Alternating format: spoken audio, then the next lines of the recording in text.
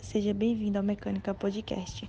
Nós somos os alunos do curso de Eletromecânica do IFBA Campus Irecê e estamos desenvolvendo um projeto de uma bicicleta adaptada com o intuito de levar a galera da terceira idade para dar umas voltas e sair da rotina do asilo. Essa equipe é formada por mim, Beatriz Silva, Aline Santos, Caio Matos e Matheus Gomes. E hoje nós trouxemos um convidado que atua na área da mecânica, que tem um foco em bicicletas, claro, para bater um papo massa com ele e aprender um pouco mais sobre a sua área de trabalho.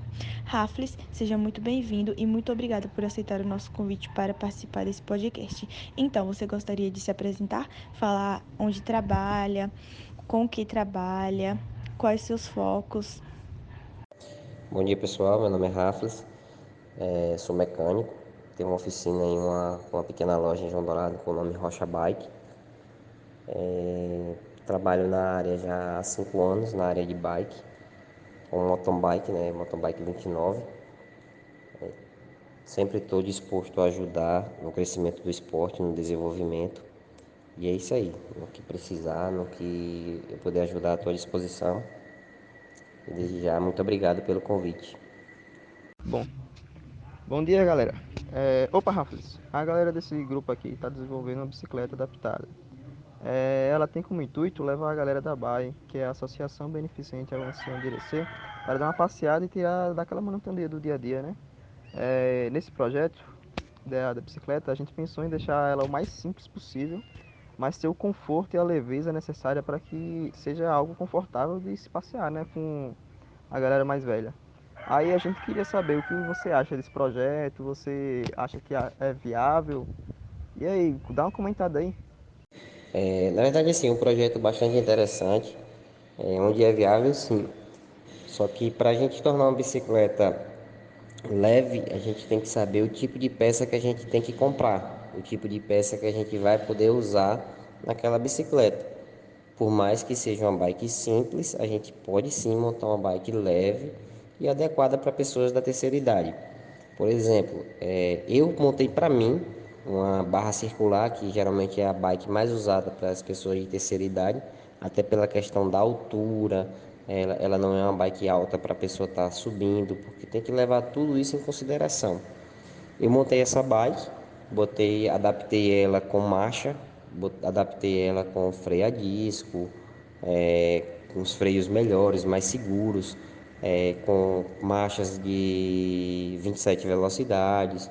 Adaptei duas cadeirinhas para levar meus filhos e é uma bike excelente para pessoas dessa terceira idade, no caso do sexo masculino. Mas também pode ser montado uma bike feminina, como tem aquelas Monarques femininas, né? A gente pode fazer adaptação, pode montar do mesmo padrão da qual eu montei a minha, onde também tem pneus já entubados, que são pneus sem câmeras, só com um selante para não estar correndo risco de estar furando, estar tendo aquela dor de cabeça que antigamente não se tinha. Então, assim, eu inovei uma bike antiga para pessoas de terceira idade com peças novas e atuais, né? Mas, assim, é um projeto muito interessante. Só que a gente tem que saber o tipo de bike que a gente tem que escolher para cada pessoa. E cada pessoa tem seu tamanho próprio, tem seu peso, tem. Tudo isso interfere na questão da compra da peça. Nós achamos muito interessante a ideia que o senhor já teve de criar sua própria bicicleta. E estamos assim fascinados, porque tem tudo a ver com o nosso projeto e a gente vê que a gente encontrou a pessoa certa para poder debater e conversar mais. Tem como o senhor enviar uma foto para a gente ter uma ideia da sua bicicleta, porque ficamos muito curiosos para saber como é que ficou tudo e sobre o processo de montagem nosso e das peças. A gente está no processo de que a gente está criando a bicicleta, a gente ainda está desenvolvendo, a gente está pensando em todas as peças de acordo com o, o andamento do projeto. Sim, Rafles, e responde pra gente, há quanto tempo você trabalha nessa área? E demora muito tempo para fazer uma manutenção numa bicicleta? Tem 5 anos que eu trabalho com, com bikes, né? E se você for pegar uma bike para você estar rodando em pedais leves, como é chamado, pedal onde você está andando passeio na rua, na cidade, fazendo um pedal passeio, a manutenção varia aí de 4 a 6 meses. Se for um pedal mais pesado, um pedal que você esteja andando muito em terra, muita estrada de chão, indo para a roça, indo fazendo trilhas, aí a manutenção varia de 2 a 3 meses. A reposição de produtos no pneu também é de acordo ao uso, porque ele seca, de acordo vai furando o pneu, ele vai fazendo a vedação e vai diminuindo a quantidade que fica ali no pneu. Se ficar no sol também, seca um pouco, aí tem que fazer reposição a cada 3 meses de produto, né? Bom dia, meu nome é Caio. Eu gostaria de saber quais os defeitos ou falhas que as bicicletas mais equipadas, como por exemplo as que possuem marchas, apresentam que as mais comuns não apresentam. Bom dia, Caio. É, as bicicletas comuns, elas só têm um sistema de uma catraca e um pé de vela com uma coroa. É um sistema simples, né? Que a gente chama de uma velocidade. As bicicletas que têm marcha, elas já trabalham com um sistema de 21 marchas, 24 marchas, 27 marchas, ou com uma coroa única com catracas maiores, né? Que é um sistema que já é para essas bikes 29, bikes de competição. Vamos lá. O que apresenta a maior parte de defeito com relação à questão das marchas que não tem na bicicleta simples é o câmbio. O câmbio é um sistema de alavanca que faz com que a corrente deslize sobre essas catracas que ficam atrás, né? Então ele bota na mais pesada para mais leve. Com o passar do tempo ou o mau uso do equipamento, ele dá defeito. Ele entorta, ele empena, ele quebra, certo? Então, um dos defeitos que apresenta nessas de marcha são esses. Outro defeito que apresenta na bicicleta com marchas, que não apresenta na simples, são os passadores. Eles, dependendo da marca e dependendo para que vai ser usado, eles não resistem à pressão, né? Então ele quebra as travas que vem dentro, porque são travas plásticas. É um sistema muito frágil, então tem que saber ter um certo tipo de uso. Então ele apresenta esse defeito que quebra com facilidade. Então, uma marca melhor, consequentemente o material melhor, certo? Outro sistema que nas bikes, nessas bicicletas simples, não tem, que tem nessas outras de hoje em dia, é uma peça chamada gancheira. É uma peça que faz com que segure o câmbio para que, se vier o caso de quebrar, não quebre o quadro, quebre essa gancheira. Eu vou estar mandando uma foto de como é essa gancheira, onde ela pega no quadro e segura o câmbio. Teve uma pancada, o câmbio bateu, não corre o risco de quebrar o quadro, quebra só a gancheira, que também isso acontece muito. Onde tem essa seta amarela é o parafuso que está segurando a gancheira. Se você olhar, tem uma peça depois do quadro, né? Tem um quadro ali segurado pelo parafuso. Essa pecinha que segura o câmbio embaixo, isso se chama gancheira, que hoje foi um sistema desenvolvido justamente para que não ocorra o desgaste e a quebra do quadro, né? Que essas bikes simples não têm, que é um sistema novo, mas que também apresenta muito problema. Opa, então essa gancheira que você explicou é como se fosse um fusível mecânico, né? Tipo, ela tá ali justamente para ela quebrar, se alguma coisa for quebrar, é para ela quebrar, né? Exatamente. O papel dela é que, se vier alguma coisa quebrar o quadro ou o câmbio, que são peças caras, ela quebre, para que isso não aconteça. É tanto que ela é muito frágil. Com a mão assim você consegue entortar algumas. Então o papel dela é justamente esse aí. Ela quebrar para que algo não quebre. Raffles, foi bem esclarecedor a sua resposta. Deu para perceber bem a diferença de uma para a outra. Muito obrigada pela explicação. Ô, Raflis, qual foi a bicicleta mais cara ou mais diferente que você já consertou aí na tua oficina? Fala aí pra gente. A bicicleta mais cara e a diferente. Na verdade não é diferente, né? É porque assim, são peças mais caras, então a gente tem um certo cuidado. A bicicleta mais cara que eu já mexi na minha oficina foi a minha mesma. Hoje a minha bicicleta está avaliada em mais ou menos uns 18 mil, de 16 a 18 mil reais. a minha do meu uso, a minha que eu pedalo mesmo.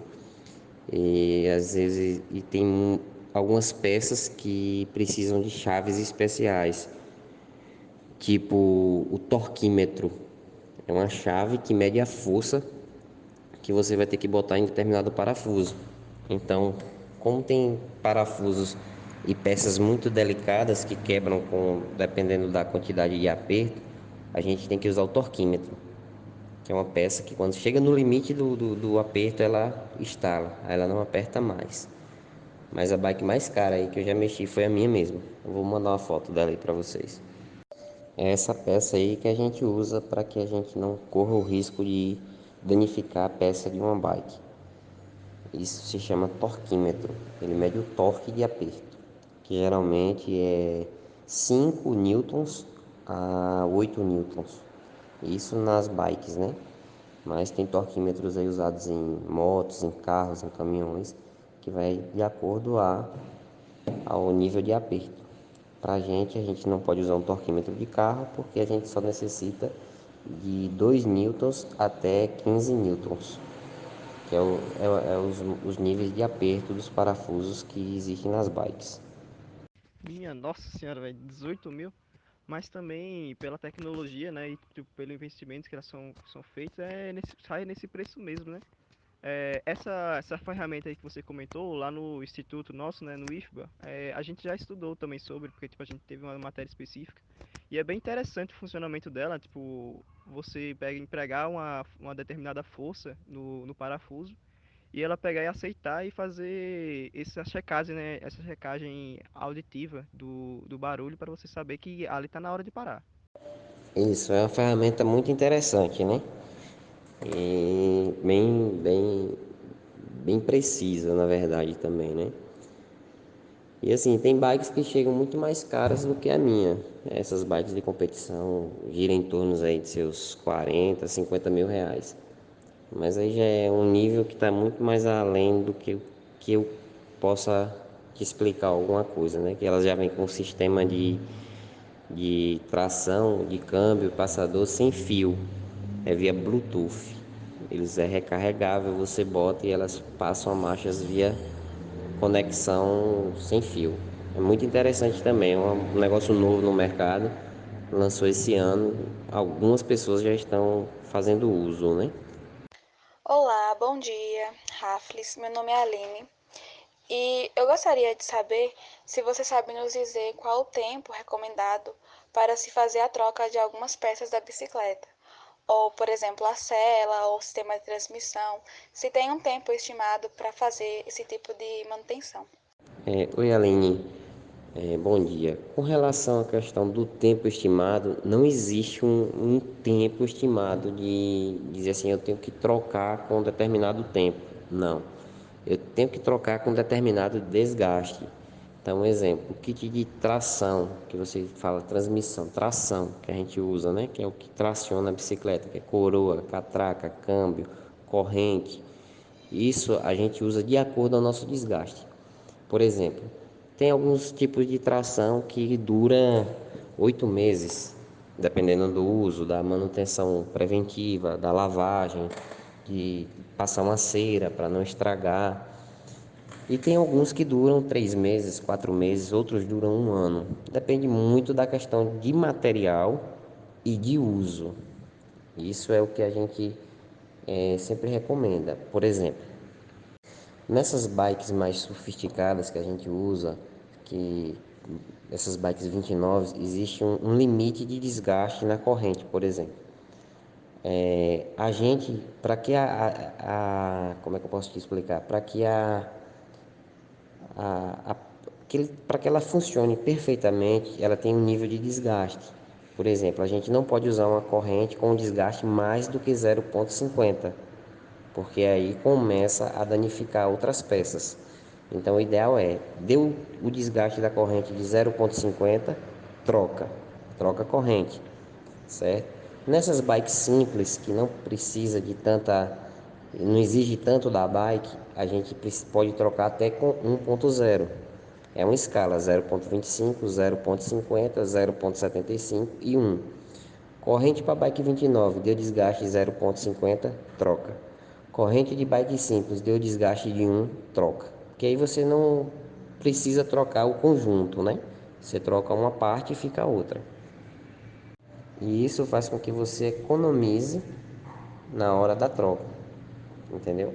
Tem muito mecânico que para ganhar o dinheiro troca tudo. Eu particularmente eu não gosto, eu troco só o que realmente precisa. Com relação à questão de um selim e um punho, é questão muito variável, é só realmente a questão de desgaste que a gente precisa trocar, quebra, aí a gente precisa trocar.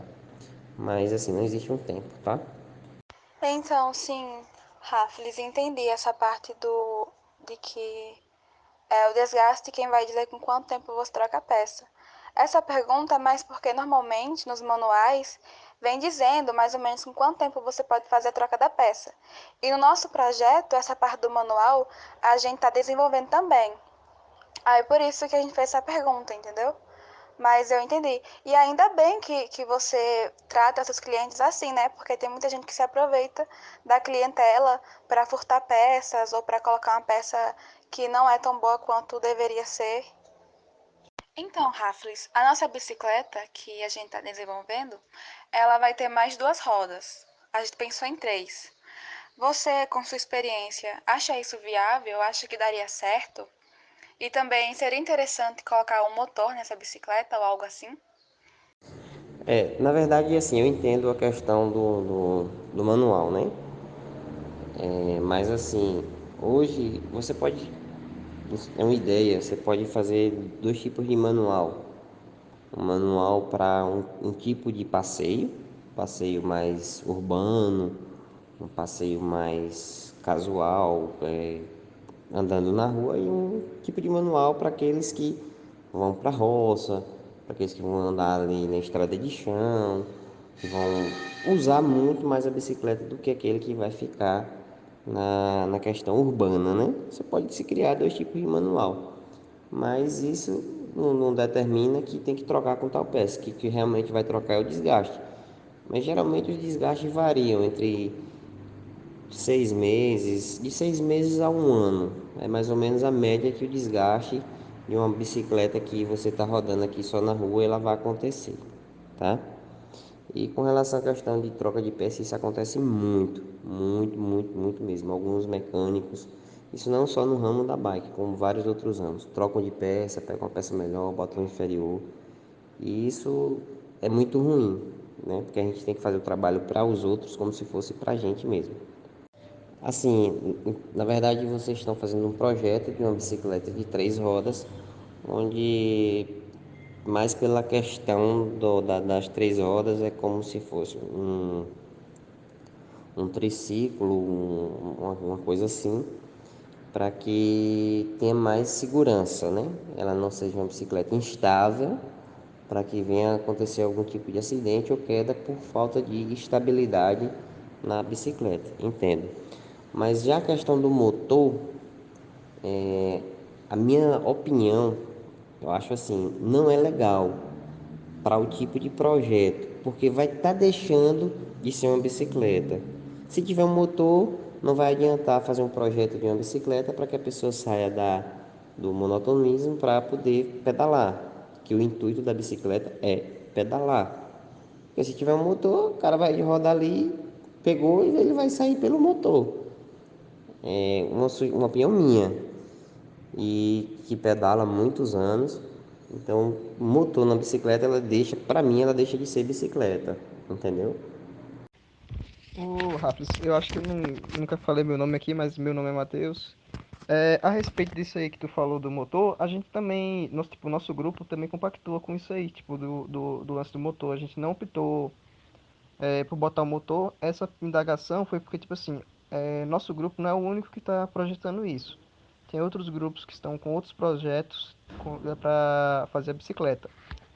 É, Isso de pedalar, tipo assim, não sei se ficou muito bem claro, mas a ideia, tipo, vai ser o acompanhante pedalar, tipo, o idoso, ele vai estar na cela, vai estar junto com a pessoa.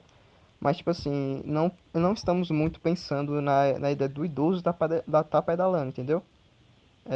Não sei se ficou muito, não estava muito, não ficou bem compreensível nas nossas falas, mas é isso aí que eu queria falar. Oi, Matheus. Entendo, entendi vocês aí sim. Na verdade, vocês estão tentando fazer uma bicicleta de dois assentos, né? Que algum já teve alguns projetos, eu já vi alguns em algumas cidades, uma bicicleta ela mais longa, como se fosse duas bicicletas em uma, para que uma pessoa fosse na frente e a outra atrás, pedalando normalmente. Beleza. Entendi o projeto de vocês aí, certo? Rafles, nós estamos desenvolvendo um manual da nossa bicicleta e uma das indagações que temos é a respeito de parafusos e modelos. Você, na sua oficina, quebra muita cabeça com isso? Como, por exemplo, a bicicleta que te enviaram para a manutenção possui um padrão diferente das chaves que você está acostumado a usar? Na verdade, assim, hoje essas bicicletas 29 que a gente está acostumado a usar são as bicicletas padrões. Então a gente usa parafusos com basicamente a mesma medida. Por exemplo, a gente usa muito parafuso Allen 5. Então a chave que a gente usa é uma para a grande maioria desses parafusos. Algumas bicicletas têm parafuso Allen 6, parafuso Allen 4, que é em poucas peças que a gente encontra esses parafusos, mas a grande maioria dos parafusos é Allen 5, certo? Chaves que a gente costuma usar no nosso dia a dia, que a gente também usa em bicicleta, são as mais tradicionais, que é uma chave 17. A gente usa da 14 a 17, que é para afogar os cubos, é para trabalhar a questão de cubo, né? Afogar os cônicos para a gente poder estar lubrificando. Mas chaves assim que vocês acreditam que vocês vão precisar botar no manual de vocês são as chaves mais básicas, né? Que eu posso estar vendo uma relação para vocês de chaves que vocês vão precisar e os parafusos que vocês vão usar, certo? Mas com relação à chave, quase não tenho dor de cabeça. Muito, muito, muito pouco mesmo. Um detalhe muito importante que vocês têm que se atentar são os freios, já que vocês vão trabalhar com um grupo de risco, então precisa-se ter um freio com uma eficiência muito boa, certo? Que geralmente são os freios hidráulicos que a gente usa, né? São freios que realmente têm corresponde à expectativa de uma frenagem certa, de uma frenagem rápida. Que bom, então. Era disso que a gente precisava saber, porque a gente precisa fazer essa padronização para que na hora da manutenção não haja grandes problemas. Muito obrigado. Ô, Raflis, já que você falou aí dos freios, você poderia me falar a diferença do freio a disco mecânico para o freio a disco hidráulico? Tipo assim, tem uma diferença muito grande entre os dois? Sim, tem uma diferença muito grande. O freio a disco mecânico, ele tem um sistema de cabeamento via cabo de aço, certo? O freio hidráulico, o freio a disco hidráulico, ele tem um sistema de fluido de freio, igual um carro, certo? Supondo que a diferença com relação à precisão de um é muito grande. Geralmente o freio a disco mecânico ele demora mais. Exemplo, uma distância, você vai precisar frear com 50 metros. No freio a disco mecânico você tem que começar a segurar o freio com 80 metros. O freio hidráulico ele tem uma precisão muito grande. Se você vai precisar parar com 50 metros, você pode frear com 20 metros. É o mesmo sistema de freio de carro, freio a tambor e freio ABS. É como se fosse esse sistema, entendeu? E a precisão é um total aí de 70 a 80% de diferença em termos de precisão. O acionamento por fluido, ele aciona a mangueira, vem uma mangueira de fluido, a mangueira fica cheia de óleo e aí tem uns tambor que segura a pastilha de freio. Quando você aciona o manete é instantâneo, acionou o manete automaticamente o tambor tranca as pastilhas. No freio mecânico é um cabo de aço que vem por dentro do conduíte, que quando você aciona, ele faz aquele flexiona o cabo puxando para cima, para o manete, para que acione as pastilhas. entendeu? Outra coisa importante com relação às montagens é o seguinte: quando vocês forem começar a comprar as peças, por exemplo, cubos, caixa de direção e central, que é o que vocês vão precisar, tentem comprar com rolamento, certo? O rolamento, o desgaste dele é menor do que só a bacia e a esfera, e a diferença de preço não é tão grande, e a dor de cabeça é menos. Até na hora da revisão é mais prático, é mais rápido, e o desenvolvimento no pedal se torna mais leve, certo? Quando esse é rolamento. Raflis, muito obrigada, viu, por todas as informações e todas as dicas que o senhor deu para a gente. Elas vão acrescentar bastante em nosso projeto e a gente vai analisar elas, reavaliar e ver como é que a gente pode incrementar, porque são ideias bastante interessantes e abriu bastante a nossa cabeça e o nosso olhar para novas opções e novas formas de utilização e do que fazer daqui em diante do nosso projeto. Raflis, na sua opinião, o que você acha que as pessoas que possuem bicicletas, que são usuárias de bicicletas, deveriam ter conhecimento sobre manutenção? Uma noção básica. O que você acha que eles precisariam saber sobre a própria manutenção da bicicleta? Que bom, fico feliz por poder ajudar. Tô devendo as fotos da bicicleta que eu fiquei de mandar, tô só aguardando me enviarem aqui. Mas assim que tiver eu mando para vocês. E estou à disposição do que precisar, se vocês precisarem de alguma lista de peças que compõem uma bicicleta, eu posso estar fazendo isso e mandando para vocês depois, certo? Mas estou à disposição. Com relação ao que as pessoas precisam saber com relação à questão de manutenção, que assim, o que leva a bike à manutenção é o uso. O que leva a bike constantemente à manutenção é o uso, digamos assim, o uso incorreto da bicicleta. Então, assim, um exemplo, a lavagem, por exemplo. Muita gente joga água na bicicleta achando que pode fazer toda aquela molhação, aquela água vai infiltrando por pequenas falhas não, pequenos buraquinhos que tem em relação à questão do canote. Algumas já vêm com alguns buracos para escorrer a água. E água é o que mais danifica a bicicleta. Ela vai infiltrando nos rolamentos, os rolamentos vão criando aquele ferrugem, até chega o ponto deles estourarem ou travarem. Então, a lavagem seria uma das principais formas de as pessoas saberem como lavar sua bicicleta para que não possa estar constantemente em revisão. Outra questão que as pessoas precisam saber com relação à revisão é a manutenção preventiva. Por exemplo, em vez de eu lavar minha bicicleta, só tem uma poeira, eu posso passar um pincel ali na corrente, no kit de tração, para que esse pincel, essa poeira não não ocasione um desgaste maior no kit de tração. Existe uma cera que muita gente usa óleo, que é incorreto usar óleo lubrificante na corrente. Existe uma cera biodegradável que se vende hoje em dia, onde você passa e aquilo ali lubrifica sem causar dano ao equipamento. Então, o que as pessoas precisam saber é a forma correta de se usar a bicicleta, de fazer uma manutenção que você pode fazer em casa preventivamente antes que chegue a um desgaste maior, é a limpeza correta, a forma com que você lava, o pós-lavagem. Muita gente lava a bicicleta e encosta, você tem que lavar e virar ela um pouco para a água que tiver dentro escorrer e sair. Você pode ver que sai na roda traseira ou no selim quando você vira de cabeça para baixo. Então, o que precisa realmente saber é isso aí.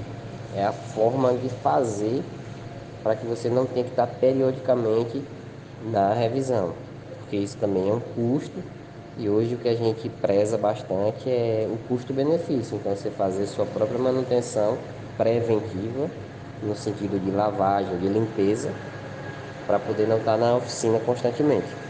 Então, Raflis, eu achei teu comentário muito interessante, porque às vezes a lavagem passa muito despercebido, entendeu? Porque quando você pensa na manutenção, você pensa em algo só como apertar parafusos, folgar, trocar uma peça, e a lavagem, que é algo tão simples, pode causar tantos danos como você falou. E se você fizer da forma correta, você vai evitar muitos problemas. E isso é uma coisa que normalmente a gente não pensa. E ficou muito claro na tua fala. Essa parte sobre a lubrificação também é muito interessante, porque a maioria das pessoas acham que se usa só óleo, quando na verdade existe uma cera específica para fazer o trabalho, né? Exatamente. A lavagem é algo que você pode fazer e que você vai prevenir muita coisa. Então, a gente sabe que existe pelo menos dois tipos de manutenção, né? Que é a corretiva e a preventiva. Bom, a corretiva é quando a máquina já está quebrada, né? Aí você vai lá e faz o reparo das peças. E a preventiva, como o próprio nome já diz, é para prevenir que alguma coisa quebre. Por exemplo, sei lá, corrente. Você aí fica passando óleo periodicamente, né? Para evitar que ocorra o dano. É, tendo isso como base, qual é dessas duas que você geralmente mais faz aí na sua oficina? Tipo, a preventiva ou a corretiva? Qual é a mais rotineira para você?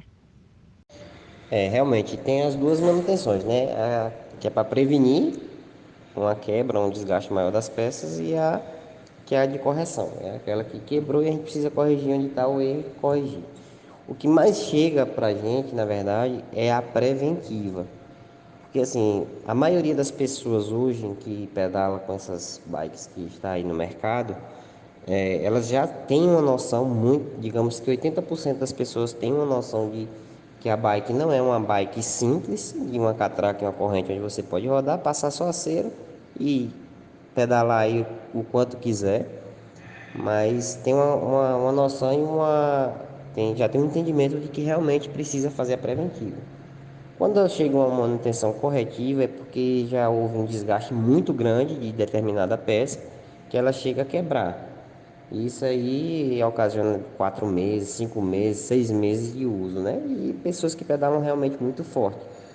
Mas a que mais chega é preventiva. Ontem mesmo uma cliente me ligou dizendo que a bicicleta dela estava com um barulho horrível, que não tava um barulho muito horrível. Eu andei na bicicleta, ouvi o barulho, peguei uma cera que é de lubrificar a corrente, é a biodegradável. Passei na corrente, rodei, fiz a passagem de marcha normal e liguei para ela e falei: sua bicicleta está pronta. Aí ela chegou, quanto foi? Eu falei: nada, aqui só é falta de lubrificação. E aquela falta de lubrificação pode quebrar uma corrente, desgastar uma catraca. Então é essa prevenção que as pessoas precisam ter a consciência de fazer. Até para poder economizar, né? Não que eu não precise do trabalho, preciso, mas eu gosto muito de que os clientes não tenham prejuízo. Isso que você falou sobre a manutenção preventiva, é, para mim, pelo menos, eu não esperava. Eu pensei que as pessoas ainda estavam naquela de, eu só vou levar no mecânico se quebrar.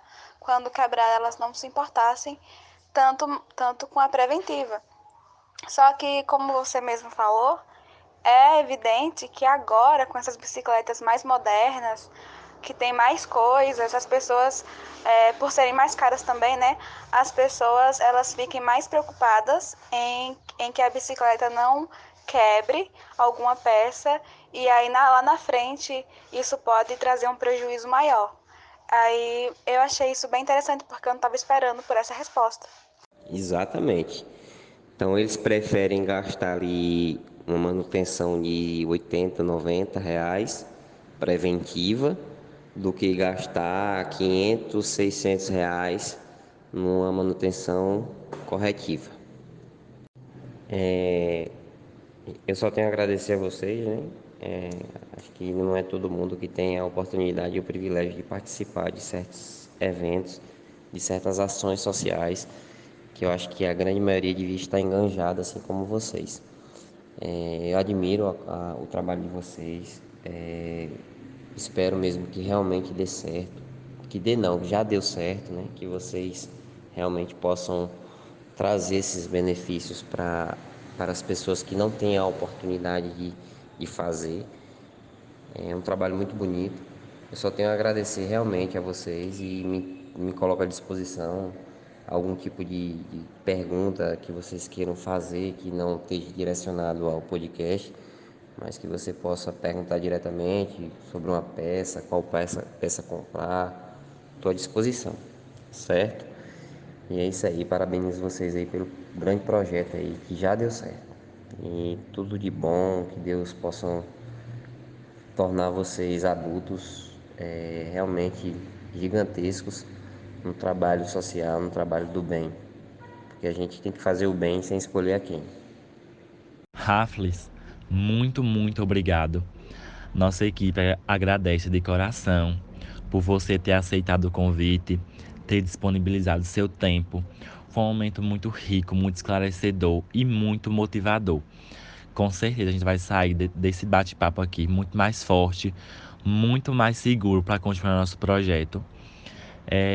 E no mais, só agradecer mesmo e estamos à disposição para tudo. E muito obrigado, foi um momento muito bom mesmo. Nós da equipe Transmutar gostaríamos de agradecer a todos que tiveram o interesse e a curiosidade de ouvir o nosso podcast e dizer que todas as perguntas foram pensadas com muito carinho e dedicação e respondidas também com mais carinho e dedicação ainda pelo nosso convidado, Rafles.